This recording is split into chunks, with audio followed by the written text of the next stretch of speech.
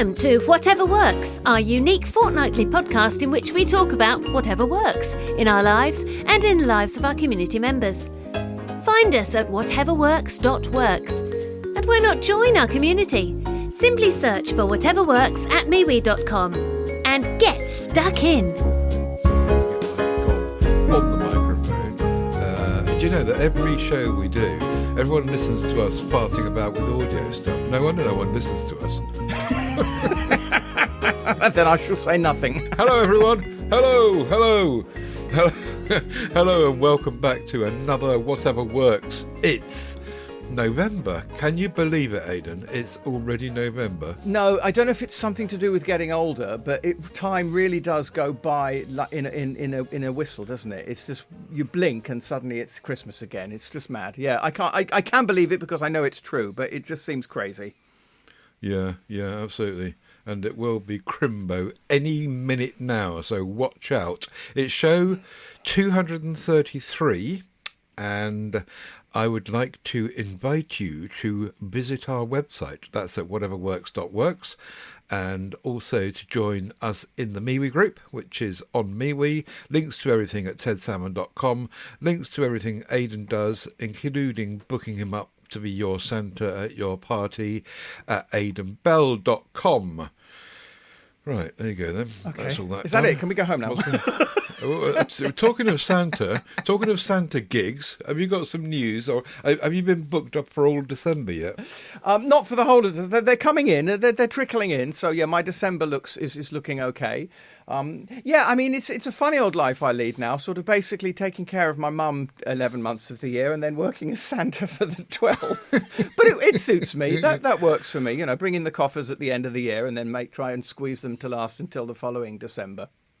I tell you what, talking of Christmas and December and Santa work, remember to breathe, Aidan.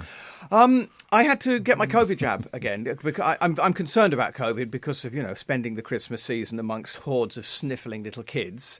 I want to make sure that I'm well protected from both the flu and the COVID, what with living at home with an 89-year-old lady.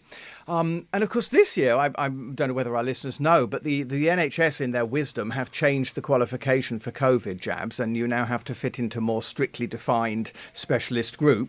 None of which I do indeed fit into at all. So I had to pay for my COVID jab. I got it done yesterday. What? I got my COVID jab done yesterday at Tesco. I did a lot of research. It's utterly impossible for me to get it done on the NHS. And I said, but I'm officially a carer. And they said, we don't care.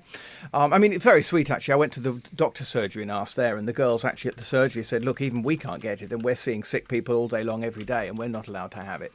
Anyway, 90 quid. 90 quid, I say. 90 pounds just for a little in your arm and, Bob's your uncle and off you go. So, yeah, I had it done yesterday. And, there is the argument. I'm sure there are people listening thinking, what a pillock. Why did he pay for that? Well, the point is, if I get sick and suddenly I can't do a couple of Santa gigs, that's a heck of a lot more than 90 quid I'm going to lose. So I think it will balance out, But there it is. If you want your COVID jab and you're a healthy individual, which of course we all want to be, it'll cost you £90. In Wales, where most health services are free, I was just looking it up because I'd never heard of this. I thought you'd gone quiet. I thought I was rather boring you. You were just looking something up on the web. I was looking up COVID for Wales, and it says residents in a care home for older adults can get a free one. If you're 75 years or over, you can get a free one. And yeah, that's it. I'm quite surprised because normally Wales are really good with that stuff. So it looks like I would have to pay now as well, which might explain why they haven't invited me to go for a jab. They probably would, Ted, yes. But, I mean, there are advantages in getting old if you're over 75. I mean, I bought cinema tickets for my mother and I yesterday to say we're going to go and see a film next week. And I got myself a concession for the over 60s. I'm not used to that yet either because I thought, I wonder if a mum can get a concession. Oh, yes, she can. Oh, good Lord, so can I. Anyway, how are you, sir? Funny. What's going on in yours? I'm all right. I remember when I got to 50, there was this over 50s club I could go to. Of course, I didn't, but I thought, yeah, I must be getting old. It's a club especially for my age group. My mother belongs to the U3A, which is fabulous. It's a countrywide organisation, University of the Third Age, and it's for people who are in their 60s, 70s plus. And my mother does wonderfully out of it and belongs to several groups, and it's marvellous for her. And she's constantly saying to me, do you want to come, Aidan? It's a lovely... You might enjoy it. Do you want to come to this group? And I keep saying, no, I am 60. I am not 80. I'm not ready for the third age yet. Thank you very much. Yeah. Anyway, right, okay. My news is that I've got my table. I was talking about my table for my den in the garage. Yes. On the last show, and it's arrived. It's my £148 garden table, which is 6 foot long, and it came from that lovely place, Staffordshire Garden Furniture, which is now on my A list of places to get furniture from. And I've added a dotty PVC tablecloth to it, so I'll put links in the show notes to both of those, but for your benefit I put a little picture in there of the thing in situ with my chair and my little computer screen, and it looks very, very cosy, doesn't it? It does. I mean, it's really the archetypical man den. I think that looks fabulous and I'm jealous of it. I don't see the polka dot tablecloth, but perhaps not, because I'm not quite sure how that would fit in there. No, I do rather like the rustic sort of picnic table, what I used to call arm wrestling tables, look of it very much. Yes, I like that a lot, Ted. I added the polka dot tablecloth after I took the photo, obviously, but that, because it's got holes in it, that'll make the mouse roll over the table, and also because it's PVC, it will just clean with a cloth very easily. I've had one of those before. Yes, but polka dots? I mean, there are PVC is available in many colours, and you chose polka dot. Let's just skip over that. I just thought it was fun. Never mind. Okay then. I had some stupid fun on Amazon the other day, which I actually posted in the group. I mean, we know Aidan posts in the group, less frequently than unicorns are born in this world. And it just struck me as hysterically funny. I purchased something on Amazon, can't remember what it was now. And when I got to the checkout, I was given two options. Tuesday, the 14th of October, £5 standard delivery. Or, if you want, you can pay $5.99 delivery and have it delivered on Wednesday, the 15th of October. And I just thought, yeah, okay, AI is taking over the world, but it doesn't always get it right. Not very bright, that is it? Blimey. But I have noticed that Amazon are trying to get people to nominate a day still, quite strongly. So yes. Whatever you're ordering, have them done on that day and we can bring them all together. So, right, okay, how does that benefit me then? Yeah, I mean, I certainly understand the ethos of it. And if there's something that I'm really not bothered about, I will always click the on my delivery day, which in my case happens to be a Wednesday. But who wants to do that? When you order something, you want it now. You don't want to say, it's exactly. Thursday evening, I'll have it arrive next Wednesday then. No, I want it tomorrow morning. Thank you very much. Exactly, yeah. Right, the other thing that I've been doing this last few weeks is trying to give up smartwatches. And I got my 25-plus-year-old Victorinox automatic movement watch out again. I've spoken about that on the show before. It's a really nice watch, and it's it's hugely neglected. It just sits there, not being used, not being wound, not being moved, not being done anything with. I picked it up last week, and it's good as gold. I started moving it around, worked perfectly, and it's just great. We were having a discussion offline about your Withings scan watch. Yes.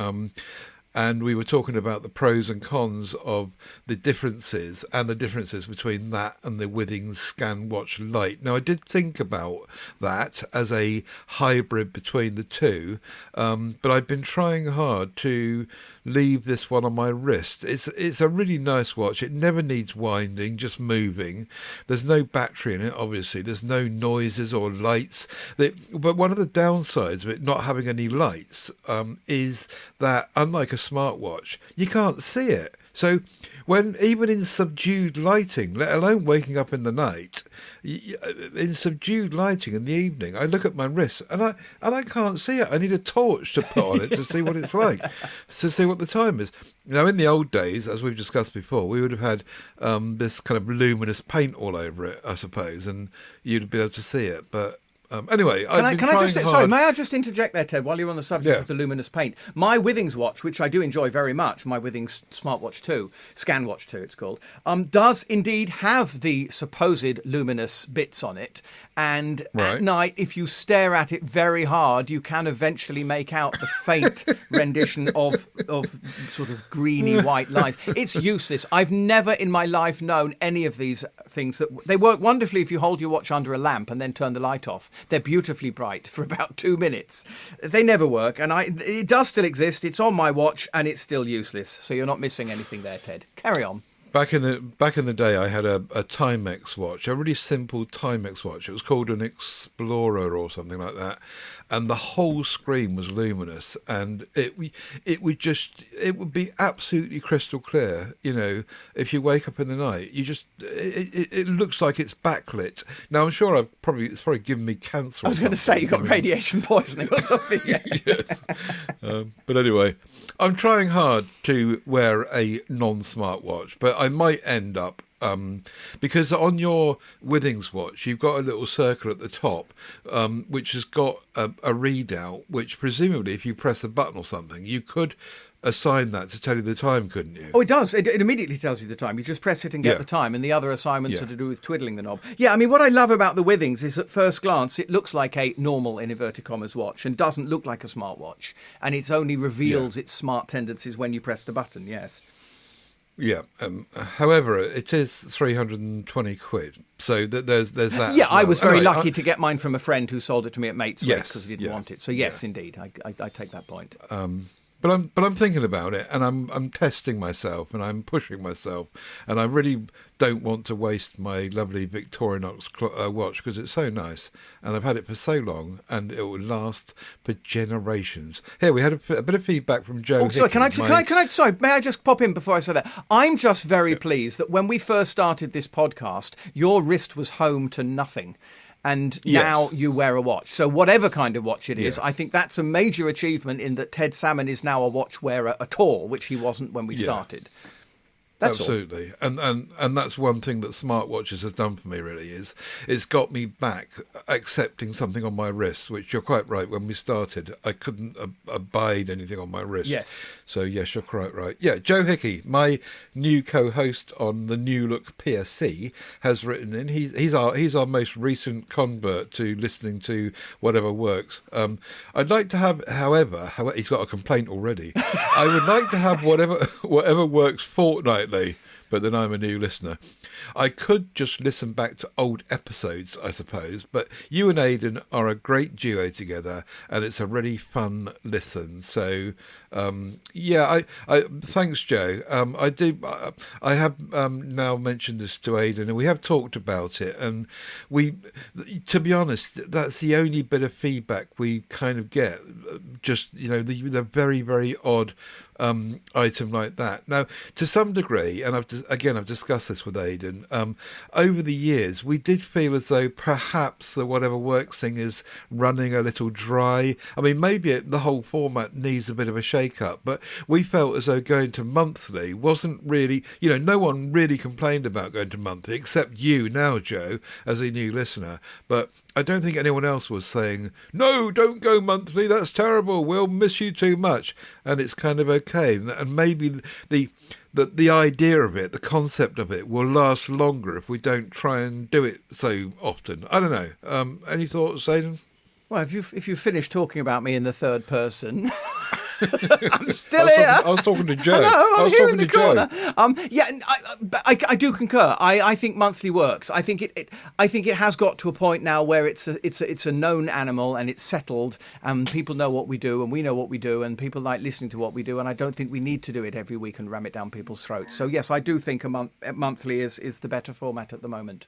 That's just my penneth's worth. So up yours, Joe.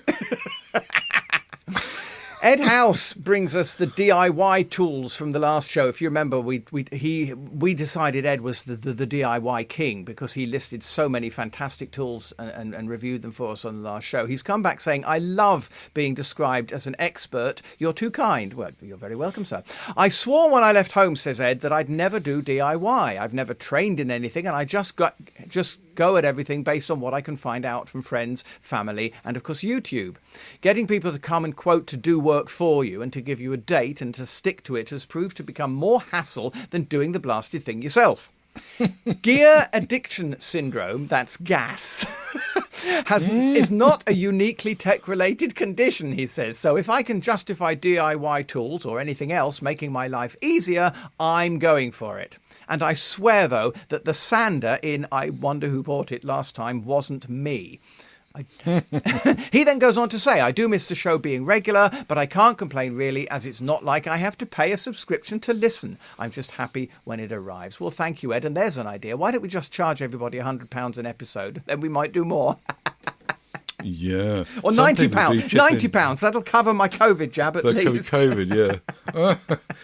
Some people do chip in, and this very week, thank you to Daniel B from America. He chipped in 30 quid, which he thought was 40 quid, but it turned out to be $40 and ended up being 30 quid. But that's fine. I'm not complaining, Daniel, and thanks ever so much. So 30 quid is really helpful. We've got our hosting fees coming up in January, so that will be going some way to helping very much. Jen Loeb also, we mentioned her on the last show, wondering if she still tuned in. And she responded. She said, hi, Ted. I've never missed an episode of PSC, Whatever Works, or Tech Addicts. My twin sister, Judy, who was in Germany when we last spoke, I think, has now come to live with me. So you have two loyal 84-year-old fans. I bet they get a free COVID jab. Yeah, I bet they do. We value all your podcasts and are glad that you're carrying on with PSC. We are always saying we wish we could think up something to send in to Whatever Works. We love the metal toothpaste holders you recommended.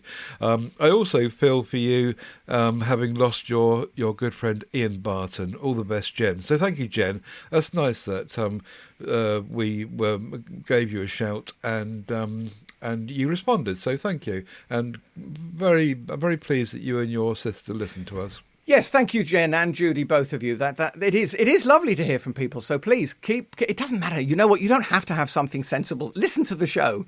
Do you need a sensible reason to contact these idiots? Just write and say whatever you like. Yeah. As Daniel B did. Daniel B sent us the Nephrom luggage rack from Amazon USA. A set of 2 luggage racks for £49. These are the things you find in hotel rooms in the cupboard that you basically, separate the thing and it's a small stool that you can put luggage on. He says, this luggage rack seems to work well. There are 2 of them. I just got them and they save space by folding up when not in use. I plan on using them as tray holders for parties when we have them as well, so we can use them in multiple ways. Well, that's Amazon US. They do seem to we have found them on Amazon UK, but at a price of £100 just for one, not even for 2. So a bit pricey over here, but very glad they work for you over there, Daniel. Yeah, and thank you again, Daniel, for your contribution to our funds. That's really good. Right, last thing to catch up with, which I bumped into, was the Build-A-Brush Customizable Kids Toothbrush Kit, which, talking about America, this is not available in the UK, and we can't get them. The aforementioned Joe Hickey wanted to get one for his little girl, but he couldn't get one, sadly. So one for America, one for Daniel B and other people in America. It's a modular toothbrush which is designed to be funky and fun and encourage kids to brush their teeth, and it looks exactly that, really. It looks very Christmassy and lots of colours and different faces on the modules, and you can make it as long or as short as you want to. Really nice little idea. Nothing much to say about it really, except really cool, and hopefully they'll sell to the UK soon. Yeah, it is fun. It's just a sort of thick, chunky toothbrush, a bit like a totem pole, really, isn't it? And you just put different bits together to create. As you say, you could have a 6-foot toothbrush if you had enough bits. Ted Salmagundi. So one thing that I was thinking about for Salmagundi is a wrench that I came across, which we would call a spanner, on AliExpress, £1.63, which puts it into cheapest chips as well, of course. Sorry, Judge Barton's cheapest chips. And it's the Universal Torx wrench. Now, I'm not quite sure why the word Torx is in there, because I thought Torx was a standard for screwdriver bits or something. Anyway, the point is that this is an interesting design and an interesting invention, if you like, whereby it's cleverly shaped so and toothed so that whatever size of nut you've got to undo, you just put it onto the nut and then slide it down to the required size. No moving parts, no adjustable spanner thing going on, and then once it's in place, turn it. And I've never seen one of these before, and it just looks fiendish, doesn't it?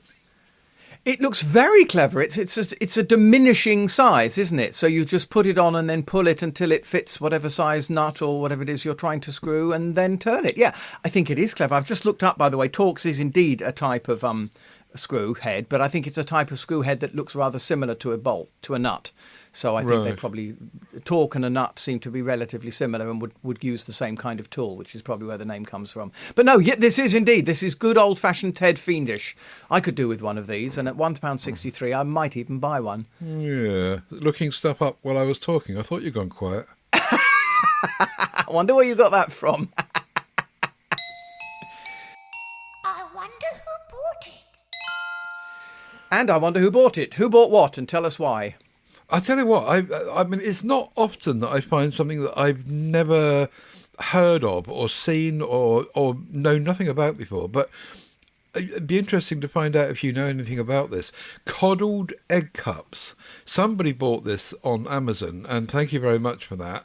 And apparently, according to Gemini, they're little kind of ceramic pot thingies, and you put a saucepan of water onto boil, and you simmer it, and then you get one of these ceramic pots and you put an egg in it, and then put whatever else you want to put in with it, so like spices or herbs or pepper or whatever, and then you put the lid on by the looks of it, and then you put it halfway into the boiling water or the simmering water, and you can then either oik it out after you've finished and put it on a plate, or just eat it out of this little cup. And it looks amazing. It looks really good fun. I suppose, in a sense, it's a bit like a poached egg or an omelette, a mini omelette or something. I've never seen these, and they've got a kind of Japanese thing on the front, so I wonder if it's come from Japan or something. Have you ever heard of these? Well, some time ago now, half a year ago or more, my mother talked to me about coddled eggs and said she hadn't had a coddled egg since she was young and she'd love to have one, and I'd never heard of them, and I found one on Amazon and bought it. It wasn't like this. It was a sort of anyway, not so good. It had if you look up coddled eggs on Amazon, you'll see a lot of them have this sort of screw-on silver top. So I bought this thing on Amazon and I made my mother a coddled egg. The problem was, when it came out of the water, I actually had to get tools out of the garage to be able to remove the blessed lid from the top, because it was such a cheap and cheerful piece of crap. As it was more than 5 minutes ago, I'm afraid I can't remember what the egg was like and whether my mother enjoyed it. However, it came up again recently, which is why I ordered the coddled egg cup that you've just talked about. Oh, wow. To replace the one that hadn't worked, and we're waiting for it to arrive. It was a non-prime purchase, so it may be coming, as you say, from China. It hasn't arrived yet, but I chose this one because it's got a different type of lid than the most that you see on Amazon. And yeah, it was me. And when it arrives, I will try again to do a coddled egg for my mother, and I'll be able to report back in a lot greater detail about exactly how a coddled egg is and how it tastes once it's been coddled.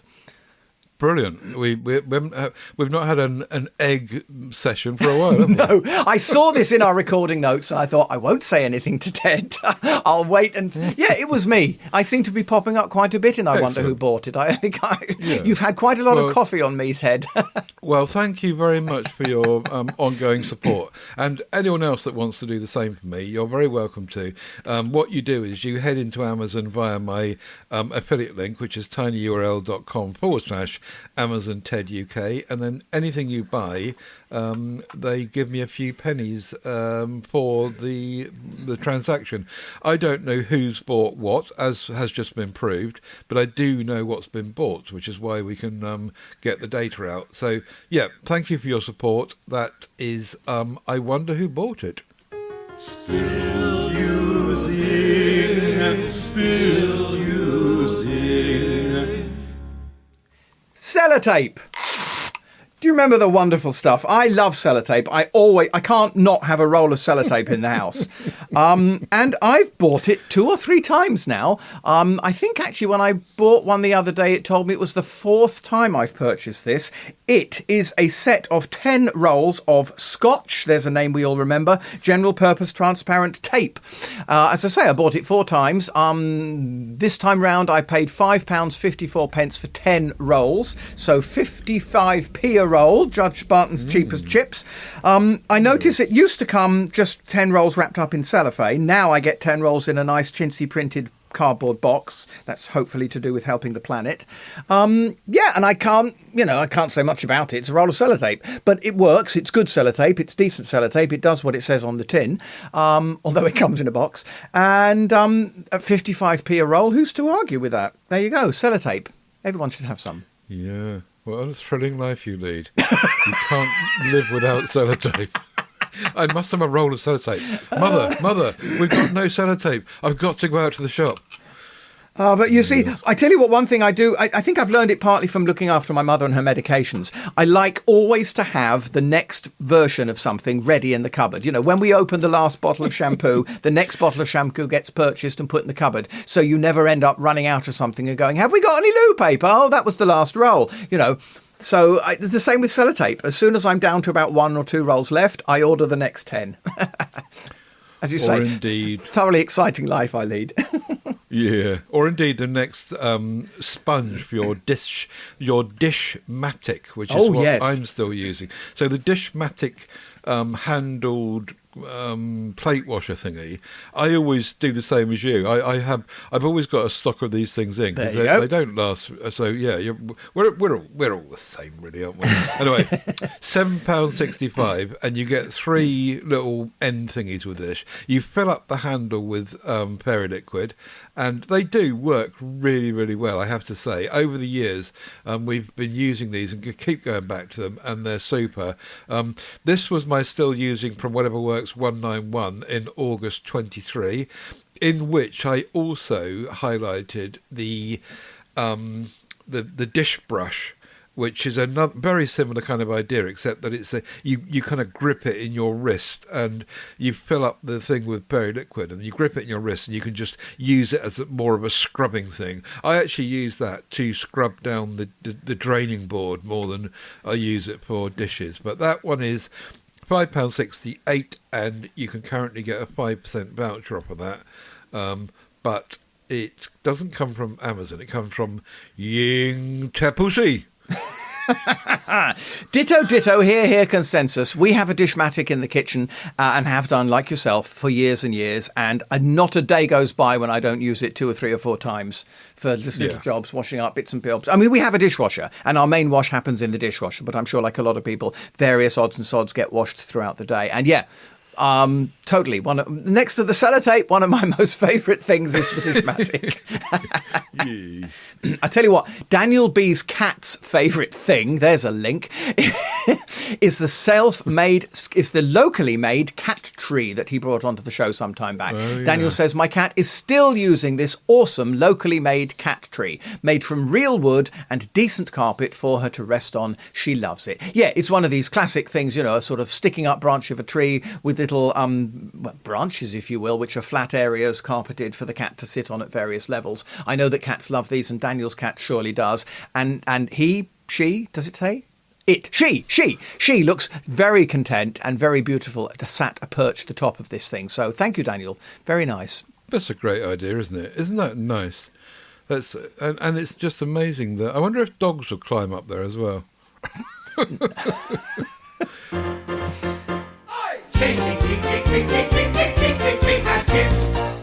Now somehow I got confused. I thought we'd just done Cheapest Chips. We've just so now we're Cheapest Chipsings. Sellotape. Well, you need to talk about sellotape again. Yeah, that's the thing. I mean, things seem to sort of what's the word? Converge into it. We need a pie chart that kind of shows how the various sections of this show intermerge. Anyway, we're now on official Judge Barton's Cheapest Chips. No, it's a Venn diagram. It's a Venn diagram. I listened at school, you know. My first item is a pair of tweezers. Now, my dad, turn away from your speaker. My dad got a bit of cotton wool stuck in his nose. He had a nosebleed, and I said to him, just shove a load of cotton wool in your nose. And he did, but it was too small a piece. So I've since trained him on that one. But anyway, this was stuck in his nose. And could we find a pair of tweezers in the house? My mum used to have tweezers in the house. I know she did. And I reckon she took them with her because we couldn't find them anywhere. So I went on to our favourite shop and I ordered a pair of tweezers, and they were £2.98, and I was really surprised that you get two in the pack. They're branded Yes Cocoa, and they're two different sizes, so the end tweezer bits are two different sizes, and they're made of metal, unbelievably. They're really, really good quality. And £2.98, I thought, yeah, that's really cool. They're not these flimsy little ones that you probably buy at Tesco, but they're actually really good quality. Very nice, and I recommend them. And they got they got the cotton wool out of my dad's nose. I'm just thinking, I mean, I know Amazon delivery is fast, but did your poor father have to wait with this cotton wool stuff up to his conker until the bloody thing arrived in the post? I actually found in the in the cupboard, I found this pair of nail clippers, believe it or not, and they were really, really sharp on the end. So that time when I had to do it the first time, I said, don't move, because if I jab you with this, it will certainly start bleeding, and so I got it out with that one. But talking about people not learning, the very next day he did the same thing again.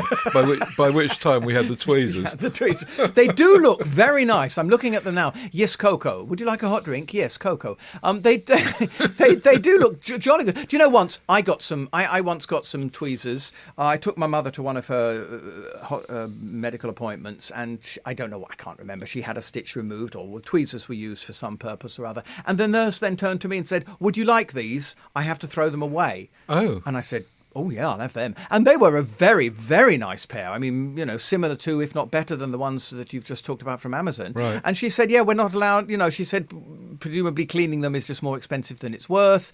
We can't use them on two patients in succession. So once we've used them, we have to chuck them in the bin. So if you want them, you can have them. So I've got them in the bathroom to this day. Very nice pair of tweezers. Thank you very much. Very good. Well done. Daniel B brings us Cheapest Chips solar Halloween lights. They last about 3 years, he says, and cost $1.50. What's that? About 90p. Yeah, probably. I usually don't like waste from these kind of stores, but considering that regular stores sell similar lights that last just as long for $10 to $15, I'm definitely going to save money and use these for a quick decoration for Halloween.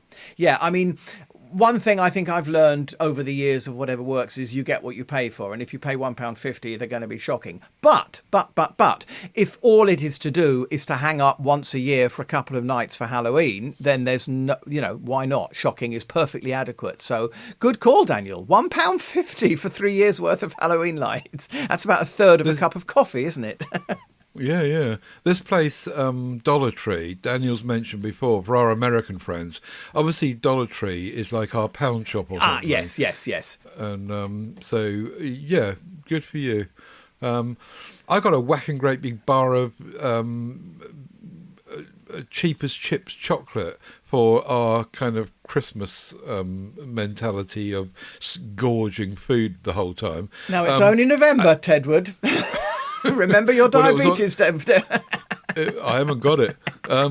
850 gram bar. I've never seen a bar of chocolate so big. And it was on special offer for £8. It's now gone back up to £11 because this was on Prime Day. Yeah. I compared the price though with Tesco, and in Tesco you can get 360 grams for £4.50. And so if you scale that up, it would have been more like the Amazon £11. Anyway, I looked further, and you can also get, if you buy it from Cadbury's direct, from their own website, you can get 8 of these. So 850 gram bars for £80, which makes them £10 each. I can't imagine who. Well, unless you were running a shop or something. I was going to say 8.5 kilograms of chocolate. You deserve whatever you get. I mean, yeah, exactly. Blimey. Anyway, yeah. So keep an eye on if you want chocolate stuff for Christmas or whatever. Then keep an eye on Amazon, because sometimes, just sometimes, usually with food they're not competitive, but sometimes you find something. give your family serious heart failure for Christmas. 8.5 kilograms of Cadbury's Dairy Milk. Ted's Top Tips, Ted's Top Tips, Ted's Top Tips. My top tip is to change your name. Oh. Actually, it's not mine. It was something I read online. Oh. It said they did some research, and they said, it was Men's Magazine. They did some research, and it said if you've got positive initials, for example, ones that spell out things like JOY or WOW, you're going to live 4.5 years longer than you would if you had neutral initials. And if you have crappy initials that are negative, like DUD or ASS, you'll live 3 years less. How on earth they work that out, I don't know what to do. It's a bit of fun, though. Other initials that may shorten life include ILL and DED. What about DEAD? Yes, that would be even worse. I don't get this whole initials thing. I don't. My dad has got 2 middle names, and his initials end up being TESS. Maybe he always wanted to be a girl, but he seems to be all right with it. My sister clearly races about the place because her initials are RPM. Oh, that's quite sweet. I like that. Yeah, mine is TS, of course, and I don't get the need for middle names. Frankly, I think they're all a bit silly and pointless. But anyway, that's just me. I don't know. What are your initials? Well, I'm Mr. APM. Ah. But and I'm thinking, when does anyone ever write out their initials like that? I mean, if you had where's the B? Where's the B? Oh, there's a B on the end. Oh, yeah, of course, I just only did the Christian. Oh, Yeah, APMB, Appum. Even worse, absolutely unpronounceable. Suits so me you've perfectly. got 2 middle names as well? Yes, I have. Ah. But I'm just thinking you never see them written out. So even if you did have something wonderful or something awful, you wouldn't. No one would ever know anyway because you never write. You know. My dad does. You need to be a upper class git called Cedric Ulysses Norbert Tarquin, don't you? Work that one out at home. Right, shall we move on? I want one, I want one, I want one. I want one of those. You know, I was talking earlier about my Victorinox watch. Well, I spotted a way of moulding Victorinox with coffee use. Hooray, coffee! Now, Victorinox have apparently just released for $160 a brand new Swiss Army knife, which is designed for coffee users because it's come out of La Marzocco, which I've never heard of, but presumably that's something to do with coffee. Engineered with barista-like precision, this pocket knife has 19 functions which will cover everything that you need to sort out espresso machine maintenance. So the question is, are there any tools actually that would replace things you use for cleaning out a coffee machine? And I don't really know. There's a picture in the blurb of a woman holding this thing up into the spout where the coffee comes out of in one of our Sage machines, or Sage-alike machines. And and there's a long prong thingy, and yeah, I mean, there clearly are various tools that would do the job, but I'm not sure how necessary they are. But it'll be a nice Christmas present for someone that's got everything and doesn't need anything, and has got a Sage coffee machine, wouldn't it? Well, first of all, excuse my coughing in the background. And second of all, I don't know why you want one of these, because I just can't see the point. I can't see, like you, I can't see anything in there that would help with maintaining a coffee machine. I've never maintained a coffee machine. On the couple of occasions when it's gone wrong, I've called an engineer and he's maintained it, and he didn't have one of these. And at £160, I don't know. I just think it's a solution looking for a problem. I mean, yeah, fine. It just seems to be the next sort of attempting to get people to buy yet another Swiss Army knife. Sorry, I can't get excited about this one, Ted. I don't see the point. I think the Victorinox with their Swiss Army knives have gone very much into the gift territory, that you can't think for the life of you what to get for Grandad. So, yes.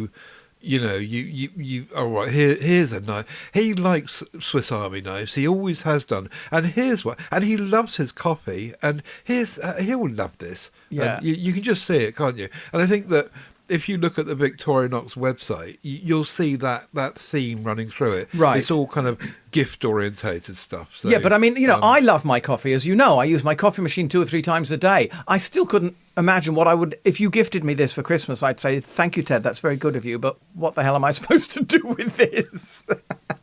Moving along. Better Before. I just have a quick better before this week, which is quite a sad one, really. I did a job a few weeks back for cancer research at Millwall Football Club. It was to do with prostate cancer, and it doesn't matter what we were there for, but we were filming at Millwall Football Club. And of course, filming, as I'm sure people may know, entails a great deal of waiting around. And I found myself at one point of this filming sat next to one of the men from the Millwall Football Club who was chatting away with the guy beside him, and I joined in the conversation, in which he pointed out at the back of Millwall Football Club, there is a railway line going directly behind the back of the club, and there's an enormous siding and huge, great big wall at the back of the stand. And he told me, or us, that 10 years ago, that wall was for sale at £300,000 a year for anyone who wanted to advertise on it, and that now they don't even bother. Because he said now no one looks out of train windows anymore. They're all reading their phones. There's no point in advertising, and even in a beautifully positioned billboard area, multiple meters long and high, perfect for advertising, 300 grand if you want it for the year. He said he can't even sell it anymore. There's no point in trying because nobody advertises, because no one looks out of train windows, because everyone's reading their bloody phones. And I just thought, what a shame. Much, much, much better before. That's it. I'm going to go away and cry now. Well, I'm glad you didn't get them beaten up. Whatever. Whatever. Whatever. Whatever. Whatever. Whatever. Whatever worked. Whatever worked. The next show we were on was show 85, which is June 2019, and I would like to highlight a dinky kettle, a Saga compact kettle. I can't remember who brought this to the show, but it's really nice. Someone bought it from John Lewis, and we brought it to the show, and it's $69.95, and you can still buy it. So good for you, John Lewis, for 6 years later still having the same stuff. And it's really dinky and small and cute, and it is perfect for a caravan owner or a motorhome owner or somebody that is able to use this. Or somebody that lives at home with an 89-year-old lady. Stop giggling in the background. It was me! I've only just realised. I've worked that out by now. Oh, God.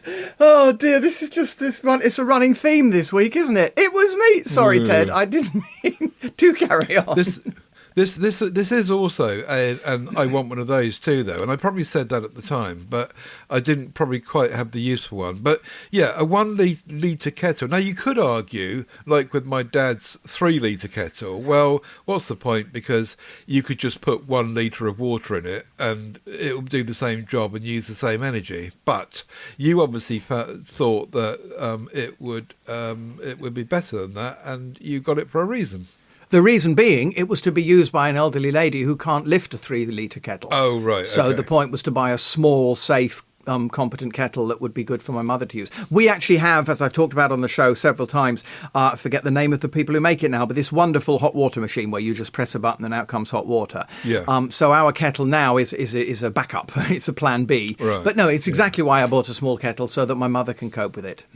Good for John Lewis, though. Like we were saying about Cotton Traders in a previous show, having the same thing, the same, to be able to go back and get it. So often we go to Amazon on the whatever work, and the links don't work because they don't sell them anymore. So good for you, John Lewis.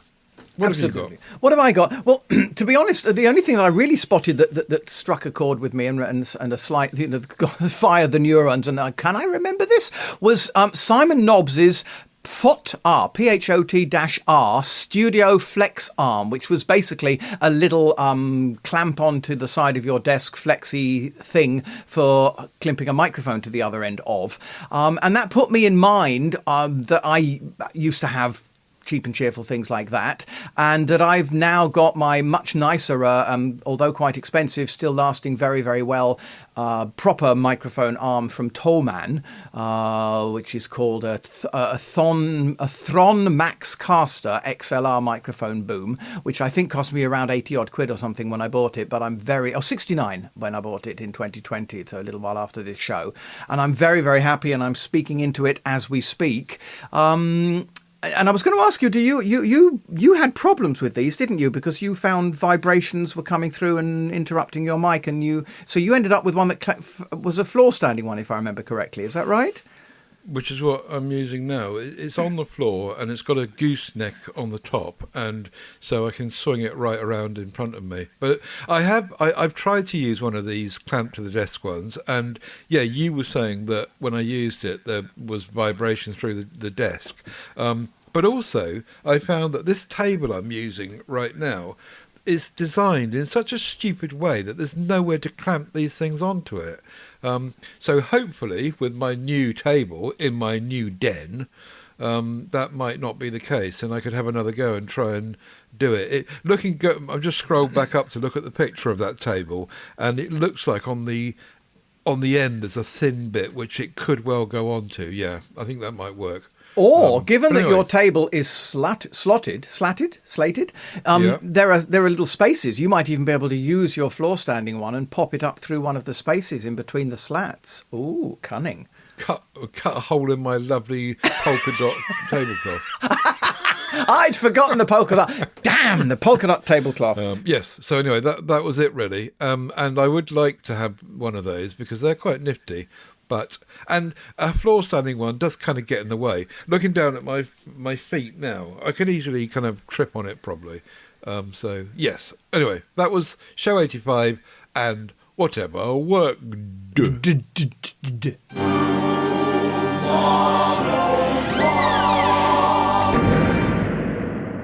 Room 101 for people who don't acknowledge messages is my claim.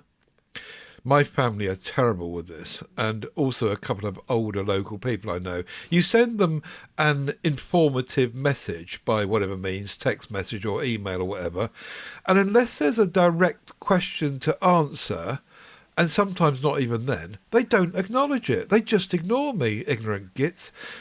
In a day when the emoji is completely ubiquitous, even in Gmail now, there's no excuse. I've never not acknowledged a message from someone. It just seems to be polite to me, even if there's nothing to say except, yes, I've got it, thanks, by giving a thumbs up. But it just seems that I'm alone, and it's a standard belonging to older people, perhaps, and the generation below me and lower, or older, or sorry, newer, younger, just perhaps don't get this, and they don't acknowledge messages. As Miranda would say, rude. What do you think? As my Lord and Master Stephen Sondheim would say, you are not alone. Absolutely, Ted. I totally concur. I have 2 people in my life who are like that. I won't name and shame, but I am related to both of them. Who exactly? You send it, and as you've said, unless there's a specific question, it's ignored. And I might even write something humorous, and this happened today, and you expect at least a smiley face back, or a comment, or a that's interesting. I hope it was. Yeah, it really. And I remember also back in the old days when all we had was email. A chap I used to work with, a producer called David Lee, wonderful, wonderful man, and I learned from him, always reply. There's a rehearsal on Tuesday, is that all right? I reply saying yes. He then replies back saying, good, see you there. And then you've had a 3-way conversation and you're absolutely certain that both of you are aware of the fact. So, you don't turn up somewhere and someone's missing and say, I didn't get the message. Yeah, totally agree with you, Ted. There's no excuse for not a simple response of one kind or another. Totally agree. Here. There is no excuse for rudeness. Indeed. Matt Jones thinks there's no excuse for wobbly tables. He says, how is it that you can go into a brand new Costa Coffee, not a repurposed building, but a building built from scratch, and find wobbly tables? The floor is brand new. The tables are brand new. Either the guys that laid the floor or the guys who supplied the tables have messed up their jobs. Regardless of that, he said, the person responsible for fitting out the facility or the operational manager should have picked this up and corrected it. Matt Jones is getting very angry about this. Yes, he said, it's a first world problem, but it's hardly rocket science after all. People are going to have drinks on these tables. Yeah, I agree, Matt. It always amuses me when you go into a restaurant and tables are wobbling. And I just think, isn't that sort of restaurant running 101? Let the tables be sturdy. And you go into restaurants and you can see little screwed up bits of paper that have been squashed under the bottom of legs by previous customers trying to make them sound. I always wonder why we don't just have 3-legged tables everywhere and then the problem wouldn't exist. Totally concur, Matt. It's lunatic and I don't know how it happens, and I agree with you that it shouldn't. Yes, especially with, as he's kind of pointing out, really, is brand new builds. Yes, yes. You would think at that point it would work properly. I've been into cafes locally here in the past where there are wobbly tables as well, but at least they're like about probably 10 years old or something, and not brand new. Yes. So, yeah, good point and well made, Matt Jones. The last thing I'm going to chuck into Room 101 are Richmond pork sausages. Be warned. Ooh. I put a packet. I put a packet. Now, normally I spend a bit more money and don't buy Richmond because they are cheap as chips. But this doesn't happen with the ones I spend a bit more on. But I put these Richmond pork sausages into my slow cooker in water for purposes I won't bore you with, and the next morning I oiked them out of the slow cooker and went to wash everything up and get the sausages out and everything. And everything that it had touched and the water had touched and my hands and everything were absolutely blathered in fat and grease. And honestly, it was just disgusting. I couldn't believe how fatty and greasy these things. It was just everywhere. In the end, I think I must have used half a bottle of fairy liquid to clean everything and get it out of the sink. And then I started to think maybe I shouldn't have really put it down the sink at all, because that's going to clog the sink up. But honestly, I've never known some sausages that have been so full of grease and just horrible. Now, maybe if I cooked them in the oven rather than putting them in water in the slow cooker, I don't know. But my point is that when I buy slightly nicer sausages, I can do the same thing, and it doesn't do that. So beware. Yuck, yuck, yuck, Richmond. Leave them alone. I did an advert for Richmond sausages once. I'm beginning to regret it now. What a lovely word, blathered. I'm sorry, what stuck out to me there was your use of the word blathered. What a splendid word. And I concur, Ted. I mean, that sounds absolutely horrid. I mean, yeah, what can I say except yuck, yuck, yuck, same as you. Do you know what? Yesterday I bought from Tesco, and we're going to eat for dinner tomorrow, chicken sausages. Never heard of them before. Never mind bought or eaten any. Oh, I have those regularly. They're lovely. Are they nice? Can you tell me, do you have to cook them in the oven? Because if you try to cook them in the pan, they're too fatty and they fall apart. Is that right? No, you No, you just cook them wherever you want to. And actually, they're quite hard to find. I tried to get them in Tesco locally here, and 9 times out of 10, they just haven't got them. And also, another one, which I used to get in Sainsbury's and nowhere else, was turkey sausages, and they're even nicer. But yeah, chicken sausages are lovely at Aidan. You'll like those. Ted Salmon, sausage aficionado. Who'd have known?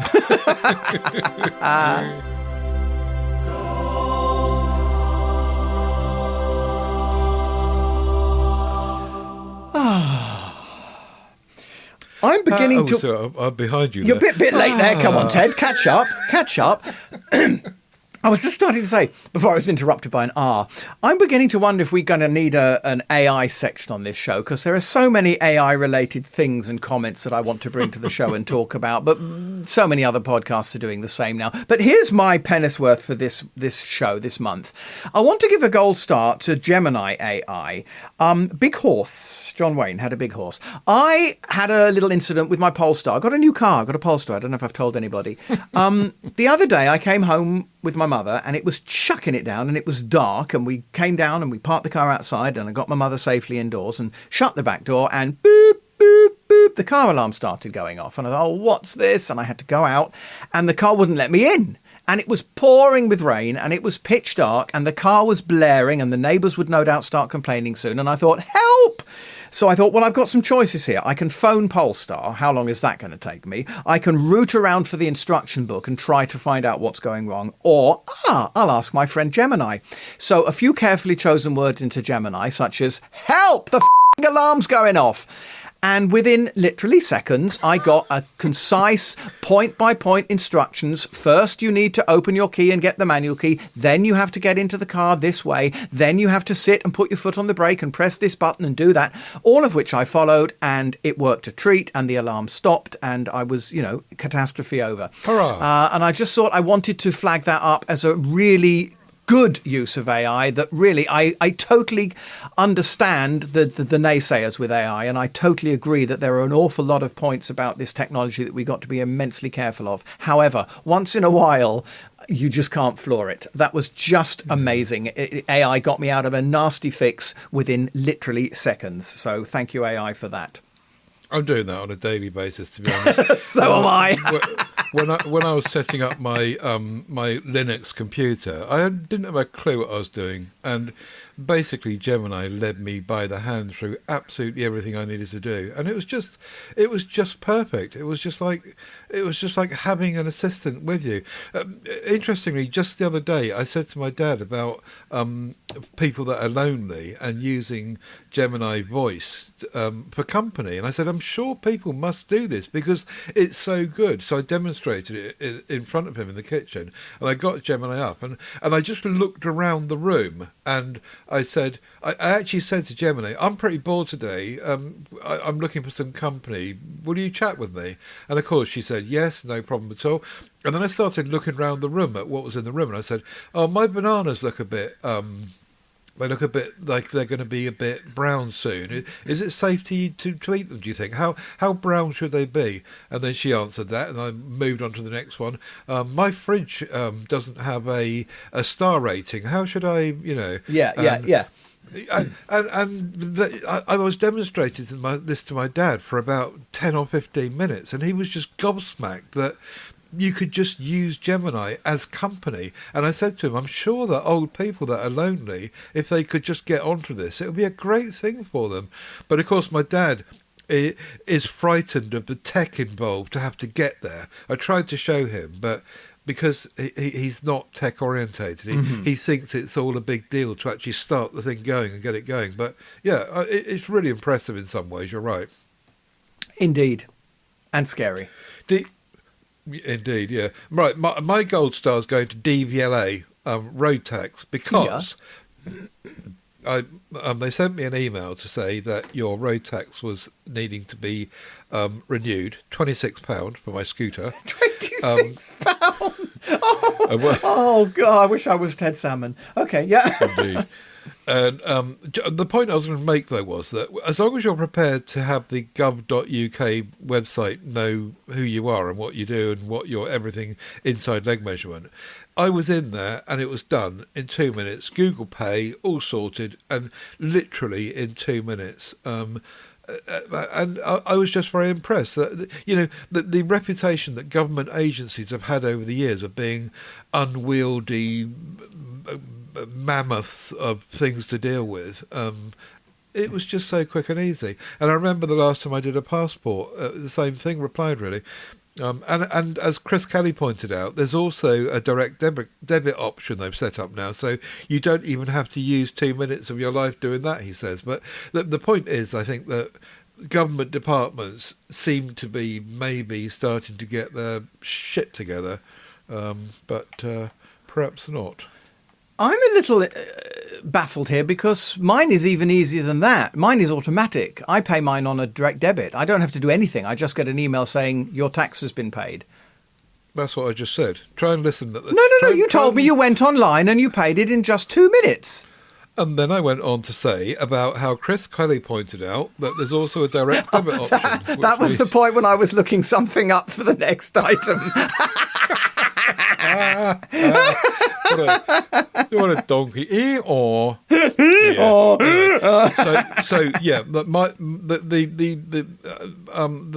gold star really is about government departments getting their act together a bit more than they ever used to, and I hope that spreads through other departments as well, because that was just an easy transaction. I'm not saying anything else. You finish the show, Ted. I've burned my bridges. Okay. Right, okay, so we're done, and we've spoken to you for exactly an hour, according to my thingy. By the time all the lovely music gets jingled in, it'll be even more. But when we've cut out all the crap, then it'll be even less. Anyway, we'll be back in a month's time. So we will be back, the first week of December, as long as I can pin Aidan down to not being Santa somewhere. And let us know in the MeWe group whatever works for you. Whateverworks.works is our website. AidanBell.com is Aidan's website. TedSalmon.com is where you'll find me. All the links in there to all of our other audio podcasts, all of our MeWe groups. And do let us know whatever works in your life in the MeWe group. Last word to you, Aidan Bell. I think I'm going to get in touch with the deed poll office and change my name to Tarquin William Ian Thomas. I think that would suit me. I'm going to go away and bury my head in shame. Have a lovely month, everybody, and keep writing in. See you soon. Yes, indeed. Thanks for listening, everyone. And as usual, one last thing to say. Don't forget... Whatever works, works!